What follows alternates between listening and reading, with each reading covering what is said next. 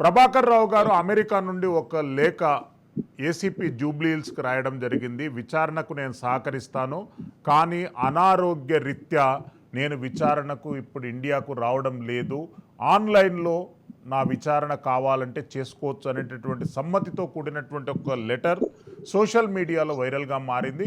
ఒకవేళ అది నిజమైనటువంటి లెటర్ అయితే లీగల్ ఫ్రేమ్వర్క్, లీగల్ స్కోప్ ఏ రకంగా ఉండబోతుంది? తప్పనిసరిగా ప్రభాకర్ రావు గారు ఆ సబ్జెక్టు సంబంధించి బాధ్యులై వాంగ్మూలం ఇవ్వడానికి సిద్ధమైనప్పుడు కొత్త సిఆర్పిసి ప్రకారంగా వారు బహుశా మరి అది తీసుకునే అవకాశం ఉన్నది. అంతకుముందు రెడ్ కార్పెట్ అది ఇది అంటే సాధ్యంగానే పరిస్థితి ఉండే. ఆయన పోవడం అన్నది నార్మల్ ఫైర్ గా పోయినారు తప్ప ఇవన్నీ కూడా బయటపడక ముందు పోవడం జరిగింది. అంతకు ముందు అనేక సార్లు అమెరికా ట్రీట్మెంట్ కోసం పోయినట్టుగా వారు క్లెయిమ్ చేసుకుంటా ఉన్నారు. బహుశా దాని ఆధారాలు కూడా ఉండి ఉంటాయి. కానీ వారు ఇచ్చినటువంటి స్టేట్మెంట్ చాలా చాలా వెయిటేజ్ ఉంటుంది. ఆ యొక్క కన్ఫెషన్ స్టేట్మెంట్ అనండి, లేకుంటే అడ్మిషన్స్ అనండి, వారు ఇచ్చినటువంటి వాంగ్మూలాన్ని కూడా ఈ కేసు యొక్క భవిష్యత్తు ఆధారపడి ఉంటుంది. బికాస్ పోలీస్ హెడ్ గా ఆ యొక్క ఎస్ఐ విధానికి హెడ్ గా ఉన్నటువంటి ఒక రిటైర్డ్ ఆఫీసర్ అన్లెస్ సీఎంఆ లేకుంటే షాడో సీఎంఆ ఆర్డర్ లేకుండా, ఇన్స్ట్రక్షన్స్ లేకుండా చేసుకుని వారన్నీ కూడా రివీల్ చేస్తే నిజాయితీగా తప్పనిసరిగా కేసీఆర్ గారు, వారి యొక్క పార్టీ, దానికి సంబంధించిన నాయకులు ఎవరైతే ఇన్వాల్వ్ అయి ఉన్నారో వారందరూ కూడా they should be held responsible, they will be held responsible తప్పనిసరిగా. ఇది డెఫినెట్ గా దీనికి కాన్సిక్వెన్సెస్ బాగా ఉంటాయి శ్రీశైలం గారు. ఇది మామూలు విషయం కాదు, మామూలు క్రైమ్ అఫెన్స్ ఏం కాదు.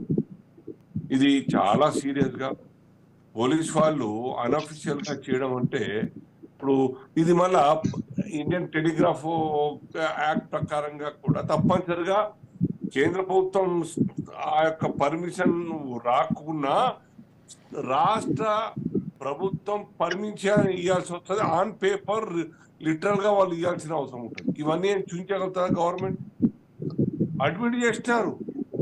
కేసీఆర్ గారు ఒకానొక సందర్భంలో లేదా కేటీఆర్ గారు ఆయా సందర్భాల్లో అవునా చెప్తాం, వాళ్ళు చేస్తారు, ట్యాప్ చేస్తారు, 2-3 విషయాలు చేసి ఉంటారు, అయితే పెద్ద నేరం ఆ రకంగా అడ్మిట్ చేసినటువంటి వాస్తవం ఈగలాగితే డొంక కదిలినట్టుగా ఇవన్నీ కూడా బయటకు వస్తా ఉన్నాయి, వస్తున్నాయి కూడా. ఒక తప్ప రెండు తప్ప క్వశ్చన్ కాదు, అది టోటల్ గా ఆ యొక్క చట్టాన్ని ఉల్లంఘించి పర్సనల్ వ్యవహారాలు కావచ్చు, లేకుంటే టెలిఫోన్ ట్యాపింగ్ కావచ్చు చేయడం అనేది చాలా పెద్ద నేరం. దీనికి డెఫినెట్ గా జవాబు ఇచ్చుకోవాల్సిందే, దాని యొక్క పనిష్మెంట్ వాళ్ళకు పడాల్సిందే. ఇది రాజద్రోహం. వారిపై విశ్వాసంతో ప్రజలు ఓటేసి గెలిపించినందుకు ఆ అధికారాన్ని అడ్డం పెట్టుకొని పర్సనల్ ఇంట్రెస్ట్ కాపాడుకోవడానికి, పర్సనల్ పనులు తీయించుకోవడానికై, డబ్బులు వసూలు చేయడానికై, ఓట్లలో ఎన్నికల్లో గెలవడానికై ఈ యొక్క అధికారాన్ని వాడుకోవడం, డబ్బులు సంపాదించుకోవడం, డాక్యుమెంట్ తయారు చేయించుకోవడం, అనవసరంగా అన్లాఫుల్ కన్ఫైన్మెంట్ చేయడం, ఇవన్నీ కూడా చట్ట విరుద్ధమే, రాజద్రోహం మీద ఇంకేం లేదు. ఏమైంది 1975లో ఇందిరాగాంధీ గారు సేమ్ ఇదే సర్కారు యొక్క అధికారంతో పని తీయించుకున్నది. ఆ ఎన్నికల్లో వారితో పని తీయించుకొని ఎన్నికల్లో గెలిచినట్టుగా నిర్ధారణ అయిన తర్వాత ఆటోమేటిక్ గా రాజనారాయణ గారు గెలిచినట్టుగా ప్రకటించడం జరిగింది. ఇదే కదా పని. ఇతరుగా ప్రభుత్వాన్ని మిస్యూజ్ చేయడం. ఇక్కడ ఎన్నికలు లేవు, ఒకటి ఎన్నికలు ఉన్నాయి, but nature of offence is same. అధికార దుర్వినియోగం అనేది జరిగింది. ఇక నాకేం సంబంధం, ఆ పోలీసు వాళ్ళు చేస్తే నాకేం సంబంధం అనని, ఇంకోసారి అనని. డెఫినెట్ గా వాళ్ళు వచ్చిన తర్వాత అనేక, నాట్ ఓన్లీ ప్రభాకర్ రావు అండి, ప్రణీత్ ఉన్నాడు, ఇంకా అనేక మంది ఆఫీసర్లు కింద డౌన్ లైన్ లో చాలా మంది హెడ్ కానిస్టేబుల్ దాకా కూడా ఇదంతా స్ప్రెడ్ అయి ఉన్నది. వాళ్ళ ఇన్వాల్వ్మెంట్ 40-45 మంది యొక్క టీం ఉన్నది. వాళ్ళందరి యొక్క స్టేట్మెంట్స్ వాళ్ళు డెఫినెట్ గా రికార్డ్ చేస్తారు పోలీసు వాళ్ళు.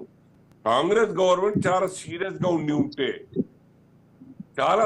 గా ఉంటే అన్నీ కూడా పక్కడ్బందీగా ఇన్వెస్టిగేషన్ జరుగుతుంది. లేదా వాళ్ళంతా కూడా ఏ కొద్ది ఛాన్స్ అండర్స్టాండింగ్ లాగా ఉంటే ఏం చేయలేము. ఎస్.